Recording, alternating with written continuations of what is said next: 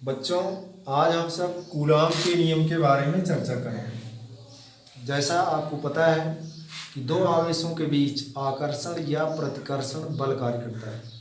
आकर्षण और प्रतिकर्षण बल के परिमाण के बारे में फ्रांसीसी भौतिकविद कूलाम ने एटम तुला द्वारा किए गए प्रयोग के आधार पर एक नियम दिया जिसे कूलाम का नियम कहते हैं। अब ये नियम क्या है, इस नियम का कथन क्या है, आपको ये जानना है। इस नियम के अनुसार दो स्थिर बिंदु आवेशों के बीच लगने वाला आकर्षण या प्रतिकर्षण बल दोनों आवेशों के परिमाणों के गुणनफल के अनुक्रमानुपाती तथा उनके बीच की दूरी के वर्ग के व्युत्क्रमानुपाती होता है। यह बल दोनों आवेशों को मिलाने वाली रेखा के अनुदिश कार्य करता है।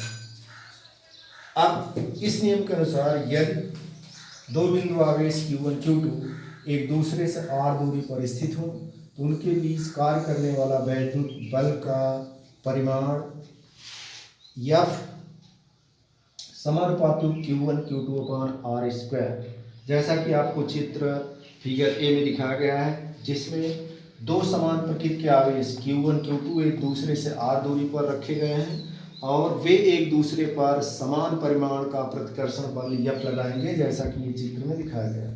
और यदि दो आवेश विपरीत प्रकृति के Q1 पॉजिटिव Q2 नेगेटिव एक दूसरे से r दूरी पर स्थित हैं तो एक दूसरे पर वह आकर्षण बल लगाएंगे, जैसा कि यहाँ चित्र में दिखाया गया। अब इस बल F का जो परिमाण होगा वो F समानुपाती Q1 अपान Q1 Q2 upon R square. अब ये समानुपाती चिन्ह हटा करके उसकी जगह आप एक नियतांक रखेंगे। अब ये हो जाएगा F equal to K Q1 Q2 upon R square, जहाँ K समानुपाती नियतांक है जिसे कूलाम नियतांक कहते हैं। K का मान दो बातों पर निर्भर करता है। पहली बात मात्रक पद्धति पर, दूसरी आवेशों पर निर्भर करता है। पहला मात्रक पद्धति, दूसरा आवेशों के बीच माध्यम पर। अब यदि SI पद्धति ली जाए और आवेशों के बीच निर्वात लिया जाए, यदि SI पद्धति का प्रयोग किया जाए तथा आवेशों के बीच निर्वात रखा जाए, तब कूलाम नियतांक K का मान 9 × 10⁻⁹ मात्रक होगा। तब समीकरण 1 को आप लिख सकते हैं F equal to 9 × 10⁹ Q1 Q2 upon R square. अब बाद में सुविधा के लिए इस 9 × 10⁹ को 1/4πε0 लिखा गया, अर्थात K इक्वल टू 1/4πε0। तब कूलाम का नियम कन्वर्ट हो गया F equal to 1/4πε0 Q1 Q2 upon R square, जहाँ ε0 एक नियतांक है जिसे निर्वात की वैद्युतशीलता कहते हैं। अब निर्वात की वैद्युतशीलता के बारे में हम इसके बाद अध्ययन करेंगे, लेकिन अब स्थिति दूसरी स्थिति यह है कि आवेशों के बीच माध्यम है। जब आवेशों के बीच माध्यम है तब निर्वात की विद्युतशीलता ε0 के स्थान पर हम माध्यम की विद्युतशीलता ε लिखेंगे। तब समीकरण 2 इस रूप में हो जाएगा F माध्यम equal to 1/4πε Q1 Q2 upon R square. अब समीकरण 2 और 3 ये कूलाम के नियम के रूप हैं।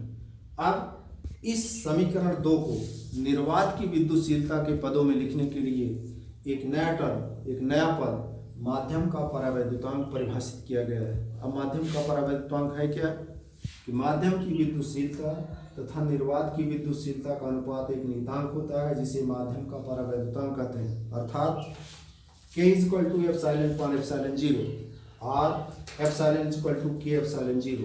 ε का यह मान समीकरण 3 में रखने पर कूलाम का नियम बदल जाए, ε0 के पदों में हो जाएगा और यह हो जाएगा F माध्यम equal to 1/4πε0 K Q1 Q2 upon R square.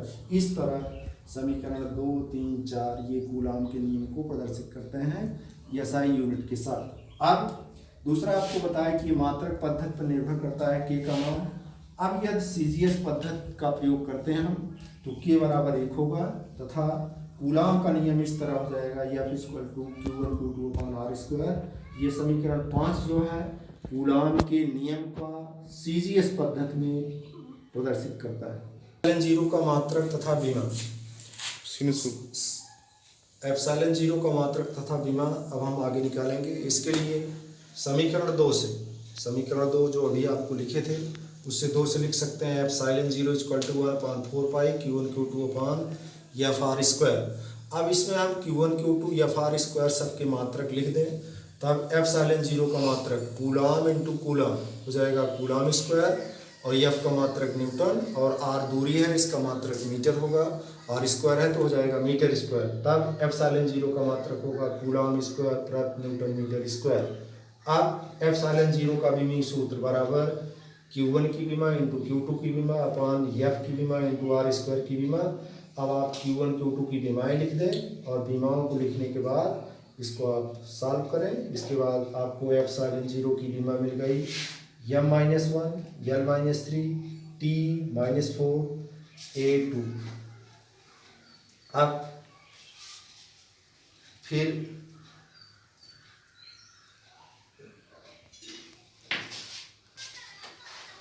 Epsilon zero का विमीय सूत्र बराबर Q1 इंटू Q2, Q1 का विमीय सूत्र इंटू Q2 का विमीय सूत्र अपॉन एफ का डायमेंशन इंटू आर स्क्वायर का डायमेंशन। अब इसके बाद आप Q1 Q2 एफ आर का डायमेंशन लिखने के बाद सॉल्व करेंगे तो आपको मिल जाएगा एप्सिलॉन जीरो का विमीय सूत्र m-1 l-3 t-4 a2।